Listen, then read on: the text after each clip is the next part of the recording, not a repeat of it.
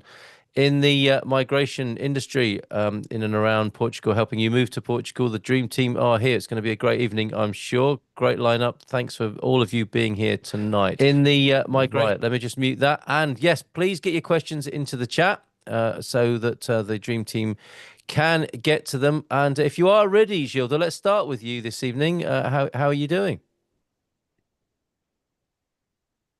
Perhaps I'm not. fine. Oh, you are there. You always do that. Yeah. To me. A little bit of a dramatic pause there. So good to see you. What's going on? It is the big question, of course, isn't it? And 2 weeks ago, I think we had a pretty positive evening, and everyone was refreshed and back from their summer holiday. It felt like the vibe was good with Ima, or better at least. Has that continued, Gilda? How are things in your area of work?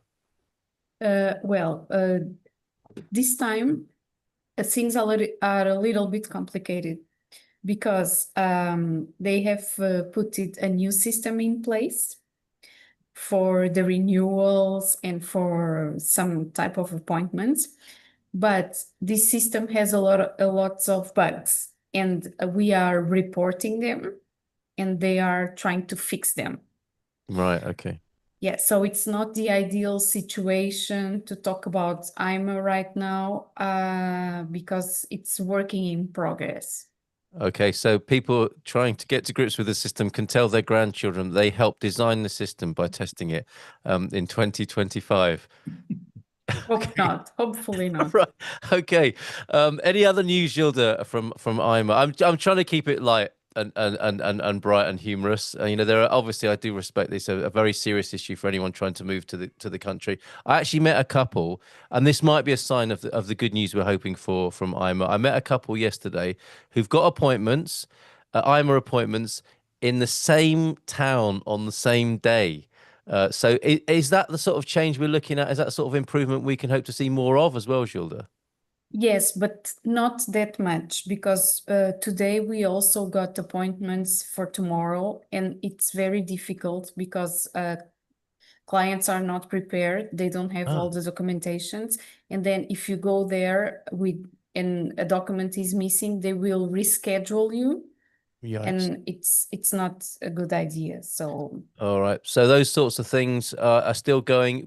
Can we safely say that the general trend is good, a sense of improvement, we're going in the right direction, but it's still a little bit bumpy? yes, Okay. but they are improving because if start things start moving.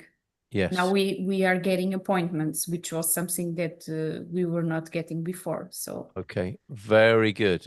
We'll have to come back to your question, Diana. I don't think any of our team are marine biologists. It's possible they might, you never know, do you? Because people change careers now, but we maybe find out a little bit about the orca mystery. I don't know. Dream team in the house, Laronda is saying. Thanks, Gilda. Great to see you here. Let's go to Daniel. And a lively political scenario, Daniel. Fair to put it like that, right? Yes, yes, indeed. I'm not surprised, but we're going to have a lot of candidates to the presidency election. I don't find that as a bad thing. That's democracy working, and it's going to be interesting the next few months because we'll have the elections for the municipalities, Yeah. and after that we're going to have the elections for presidency. So and we're going to have the discussion about the budget, and eventually the nationality law is going to be discussed. So we'll have plenty to discuss here in the Dream Team, I do bet, in the next forthcoming months. So it's going to be interesting times politically wise in Portugal, for sure.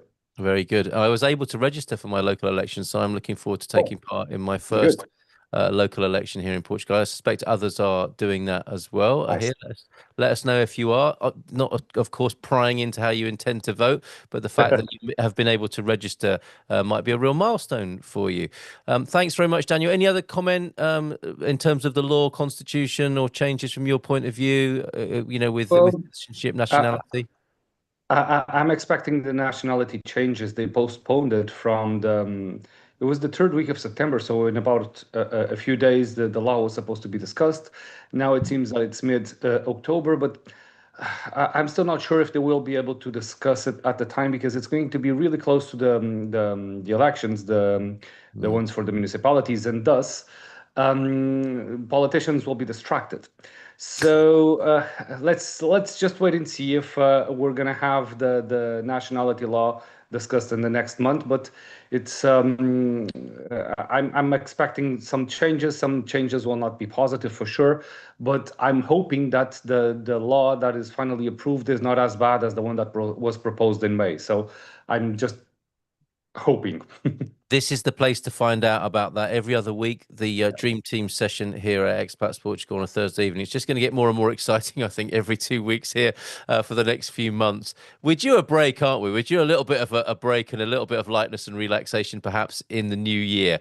So thanks, Daniel. Thanks for being here tonight. Thanks, Gilda. Let's go to Nuno. Rita's also here. Rita Pereira from Insurance from the team. You've got at least two of you. Sometimes there are more lurking in the participants. Nuno, how are you? Hello, good evening, everyone. Pretty well, actually, as the insurance world. But nowadays, and following what Gilda just said, we are feeling more pressure than what we used to feel. People requiring the health insurance for the next day, for tomorrow, actually. Yep. For 2 days, for 5 days ahead. So Yes. we are feeling that things are moving, are going on with IMA. We don't know if in a good path or not. Gilda knows much better. So yeah, something is happening in IMA, and what we feel is that at least they are trying to Yes. solve all of the mess that we have lived in. Yeah. So yeah, basically this. Okay. From here on in, we'll call them Trimer. Okay. I am on form tonight, am I not? Right. Okay. Right. You can use that tomorrow, Gilda, if you like. And Rita is here this evening with you alongside your colleague, Rita Pereira. Thank you. Working hard behind the scenes, Rita. Estrella, was a question from Carmen, I think. And we were presuming you're referring to Estrella. Is it a good neighborhood to live in as a solo person in Lisbon? You can say it out loud if you like, Rita. It's a lovely area, isn't it? It's where many of the embassies are, if I remember correctly. Yes, I don't know about the embassies, but I know Estrela. And Estrella Very- Gardens are lovely, aren't they? The people there is also very nice, so I think it's a good neighborhood. I would agree. Check out the Banana Cafe. It's really good in the Estrella Gardens. That's a lovely, lovely place. I was there quite recently. Rita, are you well? Good to see you here. Thank you for being here and helping people behind the scenes. A lot of work, everything's going well, so everything. Okay. Good, good. All right. Thank you very much. And I think you've got mail and messages coming through to you in the chat as well there. It's a great moment to catch up with all the professionals here in the chat. And you can do that as an Expats Portugal premium member. Of course, you'll be here on the Zoom. We're also going out. You're here on the Zoom. We're also going on YouTube this evening. Pedro, good evening to you. Pedro Franco, how are you this evening? How's the world? Hopefully, like insurance, it's fairly quiet and stable at the moment for you. Hello, everyone. We have great news on the international front, tax front. As probably you don't know, but we have a list of blacklisted countries that have more severe taxation when you have income from sourced from those countries. Really? Right. And okay. we have just seen 3 countries being removed from that list, which is good news. And these countries are Hong Kong, Liechtenstein, and Uruguay. Wow. So it's, for example, if a UK person had an account in Hong Kong with brokerage accounts with investments, it would be taxed in a more severe way, that type of income in Portugal, because it was Hong Kong. And if, for example, even under the NHR, it was not exempt. So okay, and that was very possible, wasn't it? That was very possible for a British person who may have worked in Hong Kong years ago. Obviously, yeah. Completely. So I've had many clients in the past that have investments in Hong Kong, and they have problems because of this. Yes. And it didn't make any sense because we have already a tax treaty with Hong Kong for some years now. So the tax authorities of both countries communicate.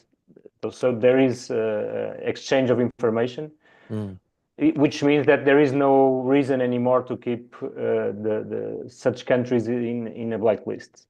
How does But it work? Portugal on its own way, they likes to slow things, so Okay. they take a lot of time to remove a country from the blacklist. So Right. And that's a process of diplomacy, presumably, between the two countries. completely. So it's a pressure from tax advisors that are speaking with government representatives, and then the government representatives discuss with their peers in the other states, and they reach this conclusion. But it was unilateral. It was Portugal that was making this unilateral. So Good news then for anyone with investments in Hong Kong, Liechtenstein, and Uruguay, did you say? Uruguay, yeah. Well, very On interesting. in terms of, I'd like also to say that we have a new, we already had a consultation, a joint consultation for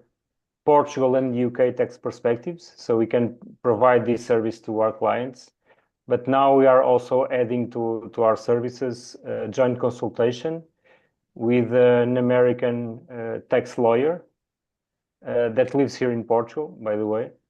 So I think it's a very valuable consultation, very high profile, but that in the preliminary phase helps people that are thinking of relocating to Portugal. Yes. To make the right decisions in the first place, if they want to move or not, based on this type of consultations. So Very good. Yes, you've been pioneering this, haven't you? And that sounds like the latest evolution of getting those ducks in a row before people move here, because those issues are more sensitive now than they've ever been. I think it's fair to say there are some big and the decisions. Trump administration has made it more difficult for people that are leaving the US. So Yes. it's more and more important to also not to consult with the Portuguese side, but to consult also with the US side. Yeah. And it's much more efficient this way if we do it together, because otherwise I'm speaking with the client, and then the client goes back and asks his accountant, and then or his attorney, and then comes back to me, and then it's this ping pong, which Yes, and things can get dropped in that, to mix the metaphor. Yeah. Okay. So that's really great news. Reach out to Pedro Franco at EI around those fiscal and taxation issues and requirements. Thanks for being here. And any questions we've got along those lines as well, pop them in the chat for Pedro. Is that everything from you, from your update point of view, Pedro? Yes, that's it.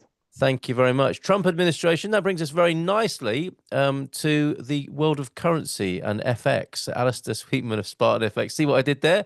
The Fed made an announcement last night, did they not? How has that been, had a big effect? Any ripples in the pond? I think Trump's unhappy because he was looking for a bit more of a move. But yeah, it was a quarter of a point cut. Right. And the Federal Reserve is slightly different to the UK and in the Eurozone in the way they do the interest rates, but their new interest rate is now down to 4 to 4.25. Before it was 4.25 to 4.5.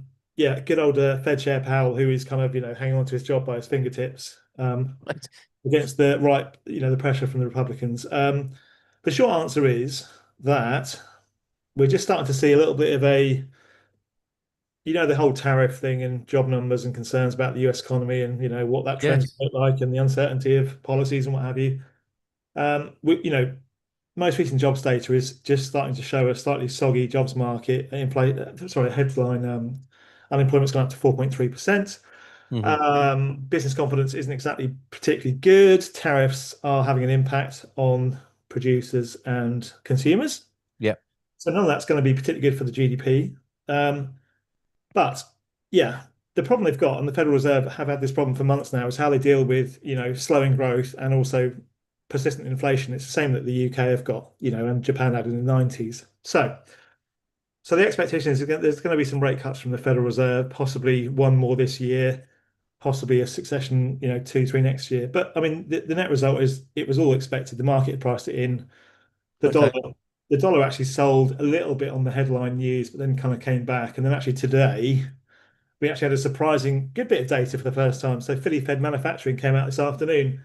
That was a stellar number. And albeit it's not a huge kind of US wide figure, it just shows that actually parts of the US economy, the manufacturing side, there seems to be a bit of a resilience there. But as I said, the main stuff is all they care about really is headline unemployment. They're going to see that again next week. Next month.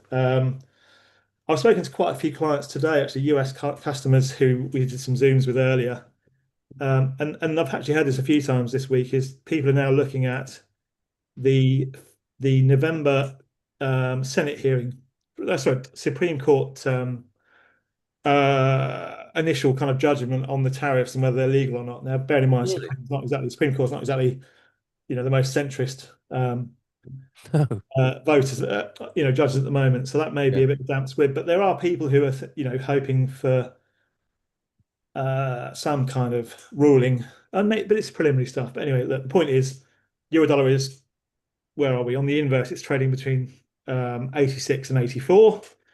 I was looking at forecasts for next year amongst most of the big investment banks, and you can take it with a pinch of salt because most of them didn't see things like the financial crisis coming, Trump, Right. and that sort of stuff. But just FYI, the kind of median range for next year amongst most of the big bank players seems to be between 80 and 83.5 on the euro dollar, or on the inverse, that's sort of 120 to 125.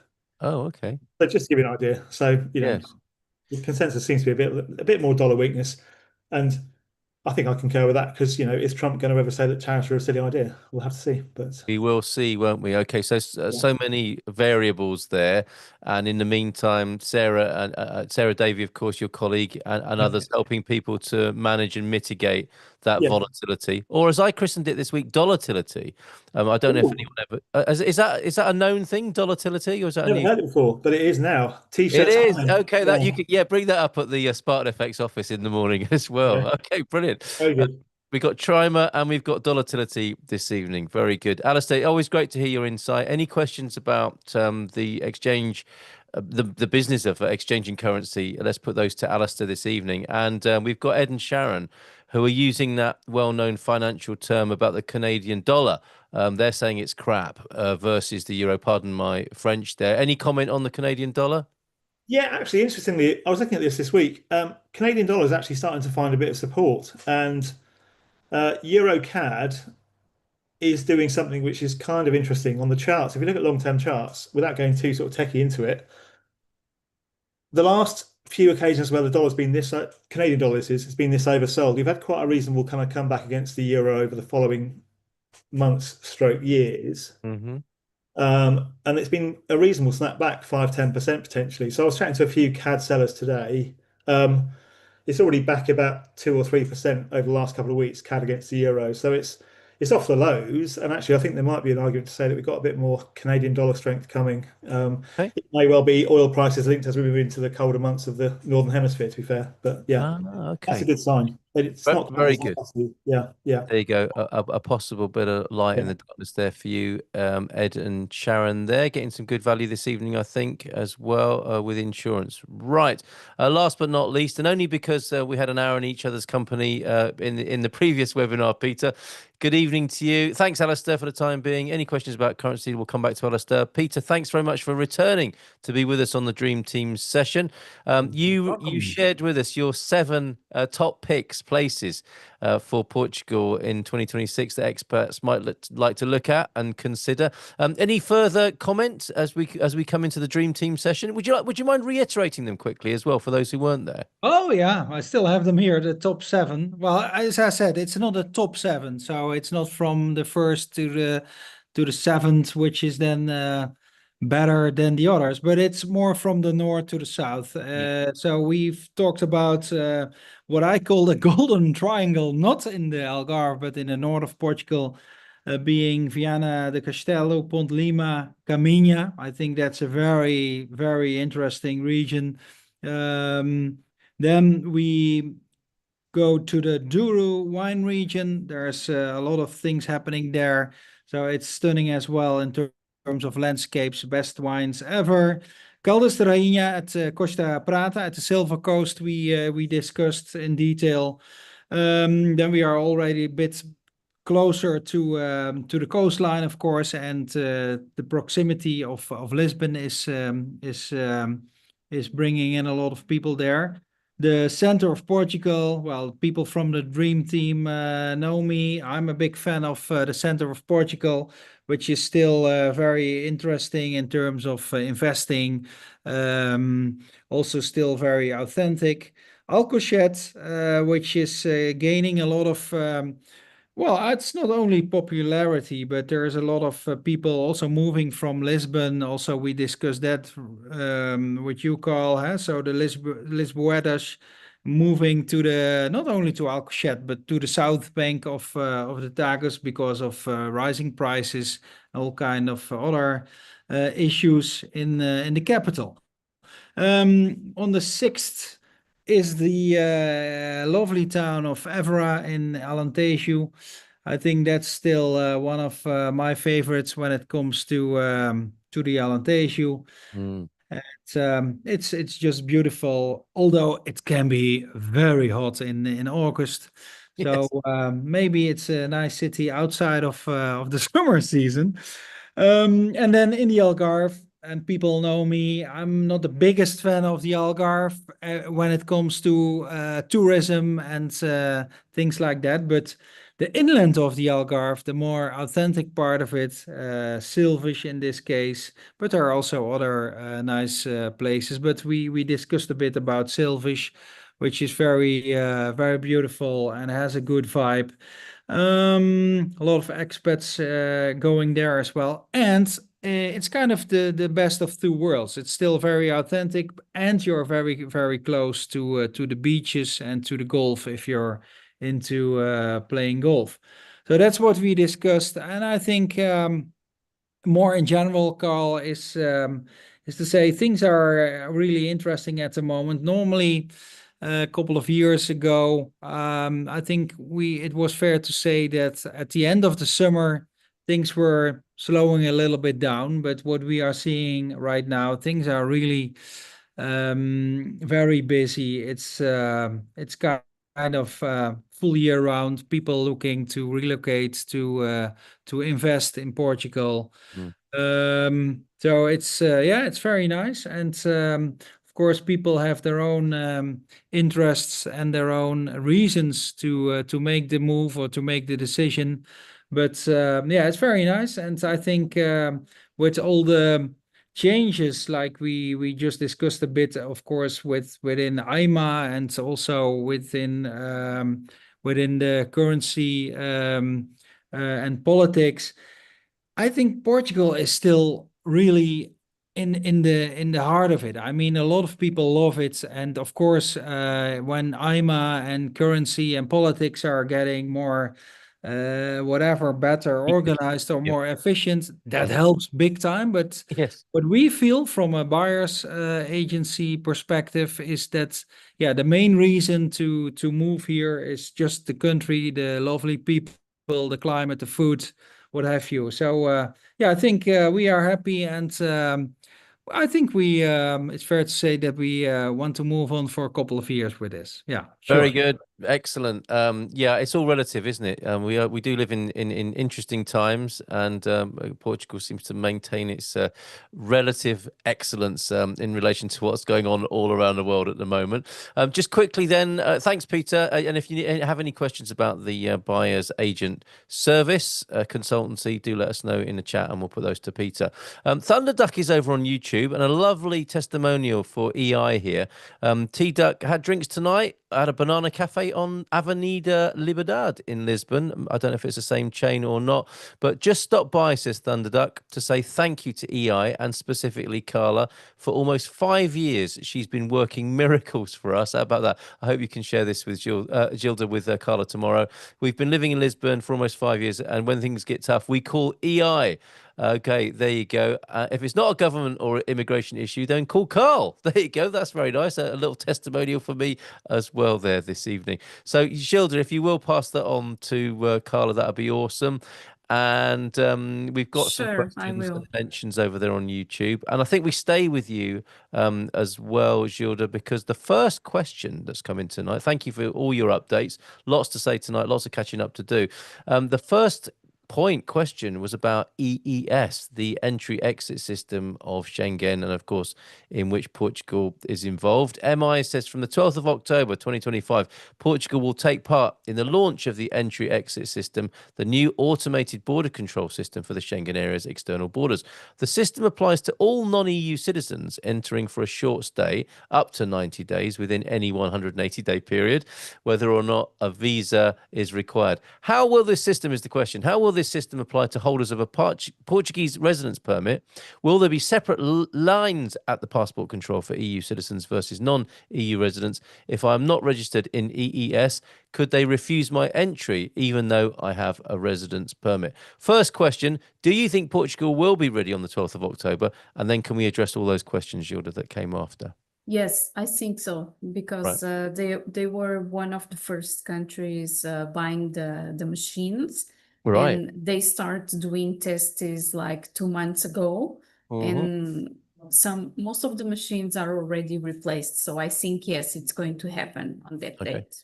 All right. And then the second part, how will this system apply to holders of a Portuguese residence permit? So as you're coming through into this new EES system, where do you line up? How is it handled? Okay, so it's like just imagine that you have a green card for the United States. You don't need to fill the ESTA form, and you can stay there. So this is going to be the same. If you have a residency permit, you can come with your residency permit. You don't need to fill any paperwork for this new type of process, and you can stay in Portugal the period that you want. Okay. One thing that I am not sure if the queue is going to be the same or not. That's the only thing I'm not sure how it's going to happen. Okay, so we'll find out nearer the time, and I'm sure people will report back from our community on that matter. What's the idea? This is for the Schengen area, increasing its understanding and measurement of people moving in and out of its zone. Is that right? Yes, and also because, as you know, and many times we talked here in this forum, when people have a residency permit, for instance, for Portugal, they like to be traveling a lot in the Schengen area, and sometimes they don't comply with the minimum staying in Portugal. What we used to say before is that there wasn't any way to control this, but now it's going to be different. But now there is. Okay, could you reiterate those minimum stay times, please, that are very important to people with those visas? So you can only stay out, in order to renew the residency permit, you can only stay out of the country 8 months interpolated or 6 months in a row. Right. Okay. And when you say out of the country, we're talking about out of the country, and that will be now measured when you go beyond Portugal's border into another, and you're measured with this EES system. It will then be apparent to the Portuguese authorities about how long you've been here, whether it's 8 or 6 months. Wow. Okay. So that's quite the change then. It's going to be quite significant, I think. Yes. All right. Thank you very much, Gilda. We stay with you. Or maybe this is for Daniel. Let's see. I got my título de residencia, but they... Oh, okay. It's for you, Gilda. They added my middle name to the last name on the card. How can I fix that? This happens from time to time, isn't it? Printing errors or data entry input errors when the cards are being printed. How to deal with that? You have to make an appointment to change the data. Okay. You have to send an email, make an appointment to change the data. That's and if it's not a serious, if it obviously looks like a typo, I think so on one of the documents I had, they changed a G for an E. Would people be using their common sense in that sort of situation, or does it have to be absolutely every I dotted and every T crossed? You know how it works in Portugal. It depends. So to prevent having any issues, I would say that you should go and correct it. Yeah. Okay. All right. Fair enough. Yes, because it would only take one stickler, I guess, in admin or bureaucracy to say, nope, it's not the same. So, exactly. Yes. And you've seen that presumably from time to time. Many times. Many times. Okay. All right. So sorry, Tara, we can't give you better news than that. Make an appointment, and you need to get that changed. Very disappointing when something like that happens when you've gone to all that effort. Okay. Keep those questions coming in if you will. Valerie's here. We're in Aveiro, where my husband. Oh, congratulations! Where my husband has had his IMA appointment at 5:30 p.m. this evening. Oh, a live report from earlier on today.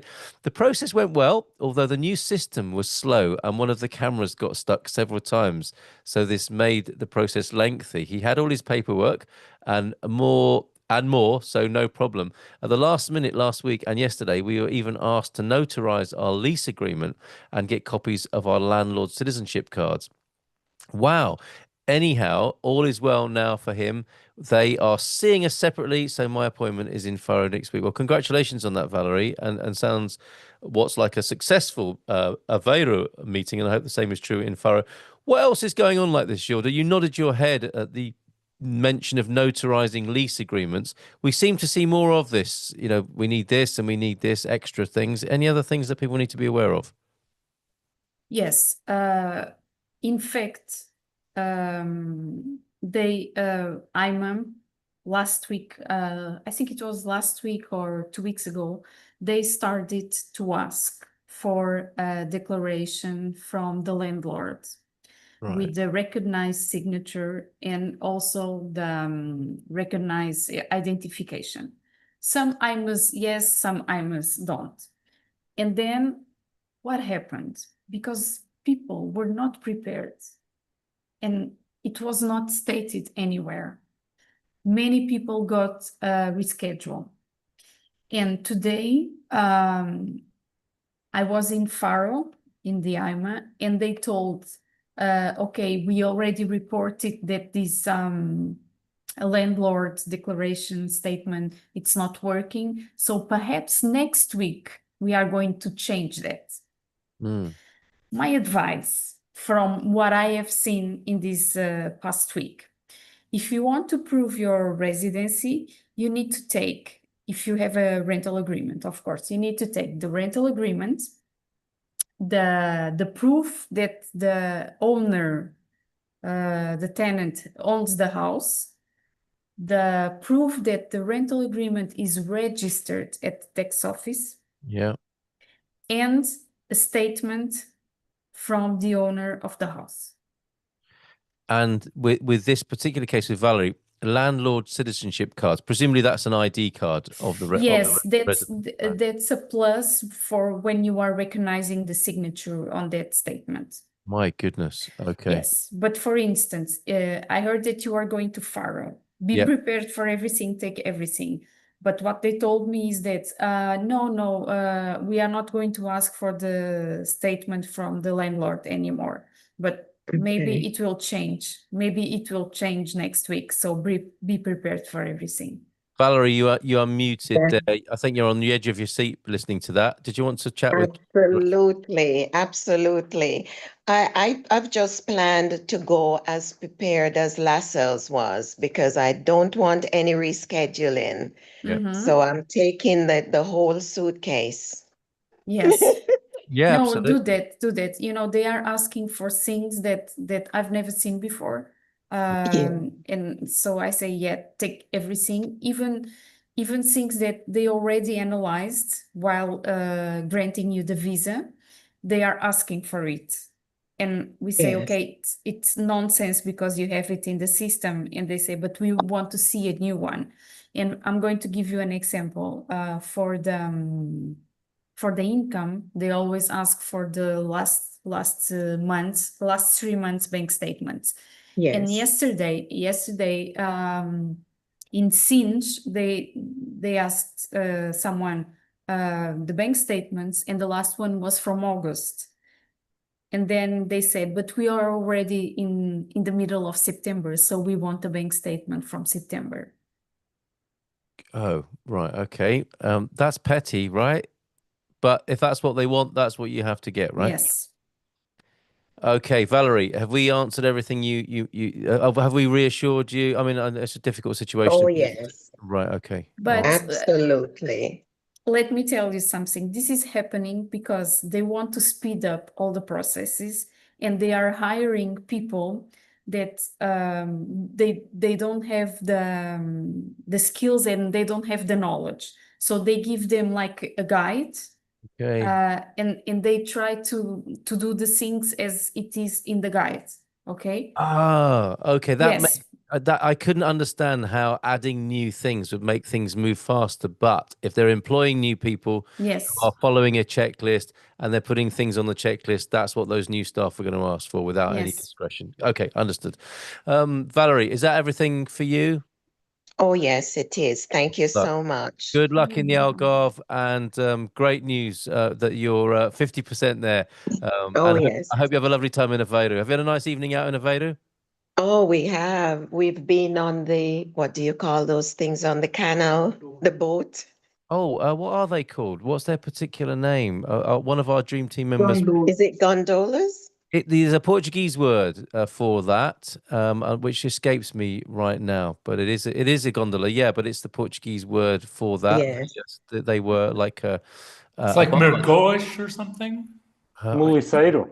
Moliceiro. Yeah. There it is. There you that's go. There you it. go. I knew somebody would come up with that. Moliceiros. Yes, And it's a they've got very some pretty very place. interesting paintings on them. Unless you're of a sensitive disposition, don't look too hard at some of the caricatures that have been painted on some of those boats. Otherwise, they're a lot of fun. Right. Thanks, Valerie. Have a great time there, and I wish you all success in down south. When Thank you.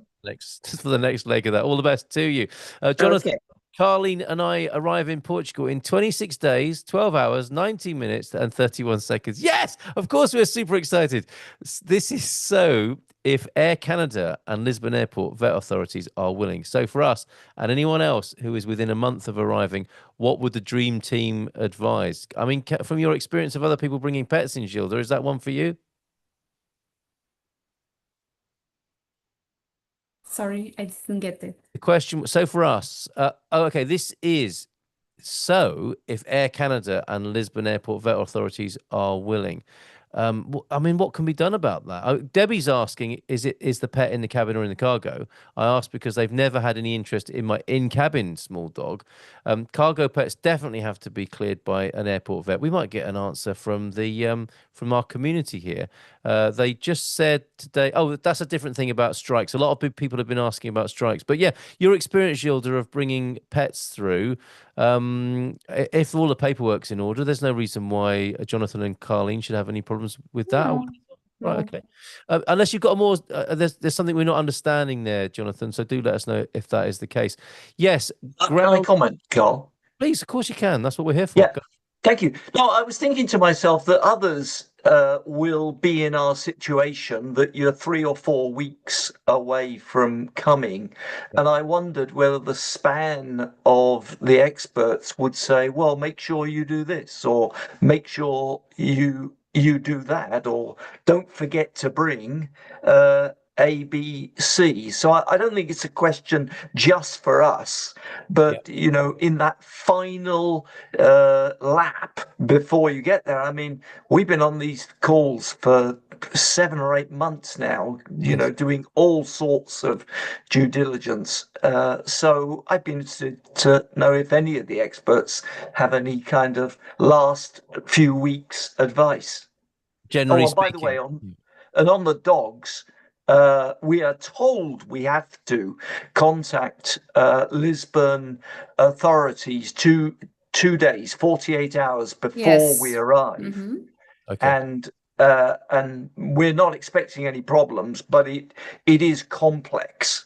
And we're going through it now.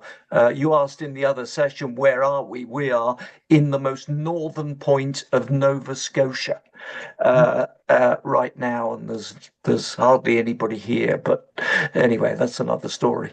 It sounds like the Shining Hotel that you're at. Is it that? Is it? that sort of environment, right? Well, all the best to you in that journey. With the dog thing, I suggest reaching out to people in the forum, other pet owners who've successfully brought animals over, ask that question. But if anything occurs to the Dream Team panel about getting ready in these last few weeks, which I'm sure will be very exciting for you, Jonathan and Carleen, please pop those into the chat and respond directly to Jonathan there, whilst we're working up front here directly on the questions. Well, all the best to you. A bon voyage to you, Jonathan, and bon sort with all the arrangements that you're making there. Another part of that, which came up in connection with your question, was these intermittent airport crew strikes, ground crew. And people have been asking me about this. Do I know, are the other strikes going ahead? Are they not going ahead? Gilda, are you hearing that from your client base? What I've been saying to people is generally some of this, the threats of strikes, and they give dates for when they're going to do it. It's a bit of saber rattling, and it often blows over. Am I right in saying that? Yes. Right. Okay. So we You're do right. hear quite a lot of hype about the strikes, and that's obviously a kind of negotiation tool on behalf of the unions to say we're going to do this, and their demands are often met, and then people won't be facing these holdups. Yes, that's Okay. true. Okay. Good to know Most that. of the time. Most of the time. Most of the time. All right. So there you go, Diana, Debbie. I hope that's useful there. Now, going back to the Orcas and Nunu, did you know that you've put a leaflet? I can't believe you've already, unless you're really quick on desktop publishing, there is a insurance leaflet that says, "Did you know that not all risks at sea are covered?" Please tell us more. So this is typical on the insurance world, and this is why we are always evangelizing people, because only a few insurance policies in Portugal actually covers the attack of the killer whales. Right. And people are not aware of these, and they just buy an insurance policy and point. And this is something that is being more and more common across the coast of Portugal and Spain. Usually, they don't sunk vessels, but their behavior includes intentional collisions with rudders, biting rudders and hulls. And so it's a coordinated group behavior, which is totally unusual, but it's happening more and more often across the Portuguese coast. So vessels are being hit by them once and again. If I'm giggling at all, is it in disbelief and how bizarre this all is? No. Yeah. On the other hand, has anyone ever come to you asking to have risk of being attacked by a killer whale as a policy? Presumably not. No. We are the ones that explain that this risk is covered through this insurance policy and not by others. But we have here a captain, and I think that he's the one that he needs a policy. We'll know. No, not necessarily, Right, but okay. that he knows a lot about this matter. So Can we go to you, Daniel, on this? You'll have presumably been keeping an eye on it in a sense. Yeah, for sure. This was something that was learned by the orcas in the last 4 years. And orcas are social animals. They're quite smart. And they do pass on the behaviors from the matriarch, the leading killer whale. It passes the knowledge on to the kids, and they live in closed family cells. They're really close knitted. So someone did learn this behavior, and it's passing on to the kids. It seems like the most aggressive ones are the juveniles, the kids. But they're being aggressive in a way that they want to play with the boat. They want to play with the rudder. But even the boats that sank, and people went, I think 5 boats in total now. The killer whales did not attack the human beings and did not attack the lifeboats or the life rafts. So they're not after the humans. They just want to play, but well, their play can break the rudder and the rudder pole, and that will have water ingress. So I'm when I'm doing some passages here in the Lisbon coast or nearby the Lisbon coast, the advice that everyone is having or providing is keep under 20 meters of water, because killer whales do not like to go in less than 20 meters. They probably feel a bit closed down or something of a sort. So if you keep sailing in 20 meters of water, you'll be all right. The problem is that in 20 meters of water, you're too close to the coast, so you are incurring another risk that you can be dragged on to the coast and, well, beach your boat. So it's difficult to navigate the two risks, but I think it's better to be under the 20 meters and to do a bit more effort into the sailing and to be a bit more attentive if people are on the Lisbon or on the Portuguese coast or the Spanish coast. But once you pass on to Gibraltar, they usually do not attack anything past on Gibraltar. There's just a few attacks. And in the Med, it's all right. They're not over there. So they're not after humans, but it's obnoxious, of course. The Portuguese orca gangs, Yes. it's amazing. Their behavior doesn't extend past a certain point. Yeah. But there's orcas with other types of behaviors, like in Patagonia, they go after the seals, they beach themselves, and they'll go after the seals. A few years back, I think this was in Canada, they were studying orcas that would like to have salmon fish on the top of their head, dead salmon fish, and they would just keep the salmon fish for hours and hours. So they have some quirky behaviors. Now the trend is, well, attacking sailboats, and it's probably really proper scary once you're being attacked at night with a killer whale that is, I don't know how many times your size, but they're heavy. They're like 6, 7, 10 tons. So yes, they're massive beasts. But you can, but thank you. I mean, you do sound like a marine biologist. Muito obrigado, Capitão. And that is incredible. None of us expected to be hearing about the orca gangs tonight, but there you go. They only want to play if it's any consolation. Right. Thanks, Daniel. Thanks, Nuno. Going to you, Jonathan, your comment to Pedro. That's excellent news for those of us who are straddling the USA Portuguese tax situation. Thanks for keeping what we can do better at the forefront. Absolutely. Yeah. Second that. There you go. And Pedro's looking forward to hearing from you there. So should we wait? I don't know if this is financial advice or not, Alistair, but Ed and Sharon are asking, should we wait to move the dollars from the Canadian dollars to euros? We're coming to Portugal for 3 months. Looks like the EES will be active in Portugal by then. So the answer was yes on the EES. How do you answer a question like, should we wait to move those dollars, Alistair? Well, I mean, yeah, that's a really good question. I mean, far be it for me to say that I know exactly what's going to happen, but I'll pop them a little email back because they were kind enough just to message me then. And I think the short answer is that there seems to be an early indicator that we're going to see a bit of a reversal. But as I said in the email, you're never quite sure when the reversal is going to happen. But on the short and medium term charts, there are things that are talking to me. That sounds awful, but there are indicators of reversal in trends. So it doesn't mean it's going to happen tomorrow, nor even a month, but it's going to happen at some point. And the early indications are there. So that's quite good. In the short term, it's going back to what I said earlier, which is that, the Canadian dollar is massively oversold. And yeah, as we might see a bounce in oil prices, that'll start to help the Canadian dollar potentially.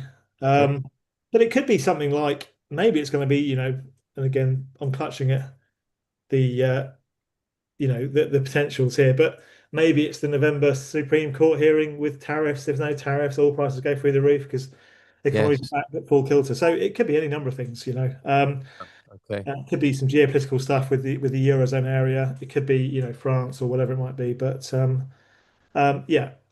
the sort of short answer is if you're not sure, then you can always do half your requirement on the short-term trade, and we can then do the rest on a longer-term view, put an order in at a slightly better level. I mean, as an example, a chap earlier that's a good customer of mine, American chap moving to Spain, who's kind of financial background, but he gave us an order to do some dollars into euros, so US dollars into euros.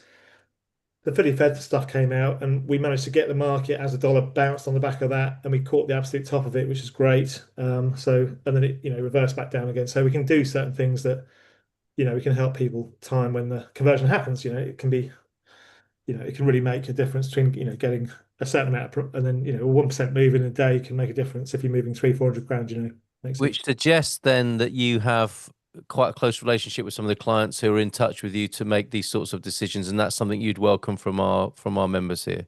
Yeah, and I think everyone in the office is always trying to get the best price for people. It's very difficult at the moment. Market conditions are very uncertain because of this is kind of unprecedented stuff. A lot of what's happening, isn't it? We've never had really the largest democracy in the world do tariffs, and people don't really understand what that will mean longer term. But as I said, if there are opportunities for people to buy at better prices, we do try and get people to move the money when those things happen, when those spikes happen. Yeah. Very interesting indeed. There we go for loony lovers. That's the currency whisperer. When you were talking about the market speaking to you, Alistair, it was like I like that bit of branding as the currency whisperer and sort of intuiting the movements of the markets. They're very good. Thank you for your input. Going back to the EES, this is an interesting question, Gilda. If I go to Spain from Portugal by train, will that now be tracked somehow? What about car crossings? Is that sort of border security going to be stepped up with the introduction of the EES? No. So, okay. Well, I guess that's a good thing in many ways in terms of liberty and freedom of movement. But they're doing it at airports because it's easier to do at airports, presumably. Yes. Okay, all right. Well, there you go, Alex. That's the answer to your question. I don't think we should probe that any further. Fair enough. I think you've got the answer. Because in the Schengen area, we don't have physical borders unless it's in the airports. Yeah. So okay. they won't know. And the Iberian Peninsula, the border between Spain and Portugal is huge and unlikely to be, made into a series of checkpoints. It's surprising. It's not going to happen. Right. Okay. Thank you, Shilda. Staying with you, when we arrive in 26 days, yeah, there we go. This Jonathan's countdown continues. What do you think will happen at EES? As our return ticket to the USA is about 140 days. Oh, okay. Which might be an issue for Carlene. Will she have problems? So, yeah, 90 days is what you're allowed. What if your ticket says you've got 140 days? How will that be viewed? If you have a residency visa? Yeah, I think so. They will. If you have a residency visa, then it won't be a problem. We will present as an EU citizen and a non-EU citizen and 2 dogs without passports. I think you can draw from that what you need to know from Gilda's response. If not, Jonathan, you know what to do. Kathy, my husband. I understand the question now. It's because they are going to do the Article 15. So yes. In my advice to avoid having any problems in the borders, it should be less than 90 days. But if you want, I can help you with the reservation just for you to show if Cover you letter. want it. Yes. Very good. That's always very reassuring to have, I think. So there you go. I think we're officially overwhelmed tonight. There was a cultural question I wanted to ask. Why when I ordered a torrada, I ended up with pão com doce. I've no idea how that happened. And Debbie was talking about ordering vinho verde and ending up with a via verde. That's not what you want to happen. But we can't do that tonight. Let's get through as many of these questions as we possibly can. My husband, Steve, and I, that's not me, that's Kathy talking, in the process of buying an apartment. We will be emailing Nuno about insurance. What information is needed and at what point should we start the process? We are planning to sign the CPCV on Monday with closing. Don't forget to email Daniel for the deed because things are very complicated now. All right, that's some good extra advice there. Kathy, I think talking specifically about home insurances, Nuno, when to do that? ASAP, right? You can't do that too soon, presumably. Yes. Just send Rita already text about sending us an email, and because we need some information, it's not complicated. You have everything, but it's better to talk directly rather than through the chat. Which is exactly what Gail did. Thank you for your input there, Gail, as well. Thanks, Nuno. Back to Gilda regarding how long I can be away from Portugal. Sorry, Nuno, did you want to add something else? Did I cut you off? No. I just saying thank you both, Gail and Eddie. All right, excellent. Yeah, team effort. Regarding how long I can be away from Portugal and still be eligible for residence permit renewal, would necessity to attend to my business in the USA be considered a valid reason to exceed the 6-month consecutive or 8-month non-consecutive absence rule. First of all, why is it 6 and 8? Why isn't it just a blanket 6 or 8? What's the reason, the thinking behind that, Gilda?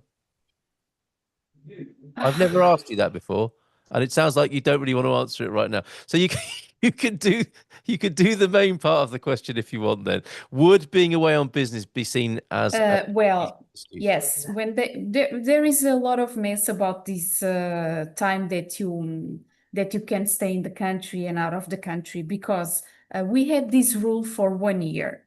Okay, this was the rule that was applied for 1 year, which makes sense, because to be resident you need to be at least 6 months in one country to make you a tax resident. But then the law has changed, and the residency permit, it's now for 2 years and then 10 years. But they forgot to change the time that you can be out of the country. Okay. All right. So here begins all this mess. Okay. Yep.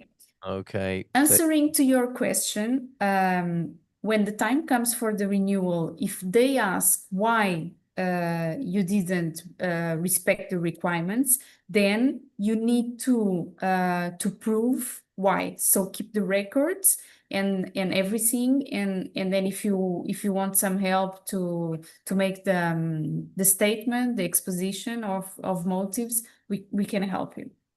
Very good. Okay. So it's possible, but you need some good representation to help you with that. If you have a stickler who's sticking to the law, who might be one of those people you talked about, who's just been engaged to make the process go faster generally, but it is causing a bit of a problem on a personal issue there. You need some good backup with that, MI. Thank you for that question. Yeah, definitely officially overwhelmed. If you've got questions that didn't get answered tonight and you're an Expats Portugal Premium member, please send them to admin@expatsportugal.com. There was one I forgot to ask earlier on, which I'll take the liberty of asking now of Peter, and we'll end on that. But there was also one from Molly. So I'd like to get to people who haven't asked many questions before. We're selling our house, our home in the US. We just got our approval for our visas. Will the sale of our home be taxable in Portugal if the house sale closes after we arrive in Portugal? That's one for you, Pedro, I suspect. Yes. Well, it's a tricky question. When you arrive in Portugal, we don't know if you are going to stay here or not for the 183 days period, consecutive or not, in any 12 months period. It's not a calendar year, it's a moving calculation. So when you arrive, we don't know that. So we will only know in the future. However, my practical advice is when you get the residency cards, you have to link your NIF to the Portuguese address, and then starts your Portuguese tax residence.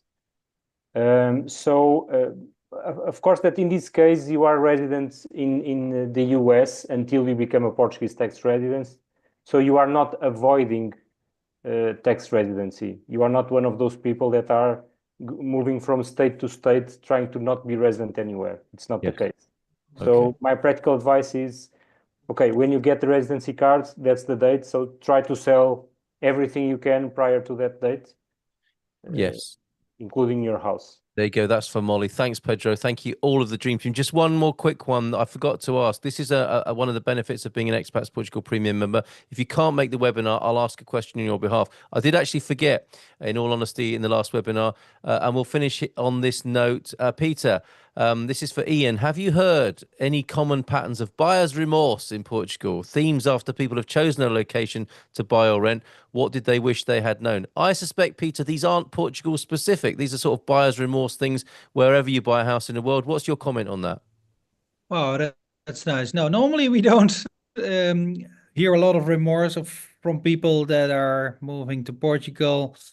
What I can imagine is that after a couple of years, people want to move on and buy in a different city or in a different region. But it's normally not because things are not good or not to their liking. It's I think the normal things, not as you're saying, Carl, not Portugal specific here. Yeah, and possibly personal changes there. But one key theme could be they didn't get the right advice or support, and that you're looking at the people who can do that for you. To conclude tonight, the Dream Team here on a very successful, informative town hall. I can't thank you individually because we've run out of time now, but thanks to all of you on the Dream Team. Find them all and minimize your buyer's remorse and your mover's remorse to Portugal by engaging with the Dream Team. Find them at expatsportugal.com, where you can also become a premium member. Thanks, everybody. Boa noite. And we'll see you for the Premium Lounge next week. And we'll do this again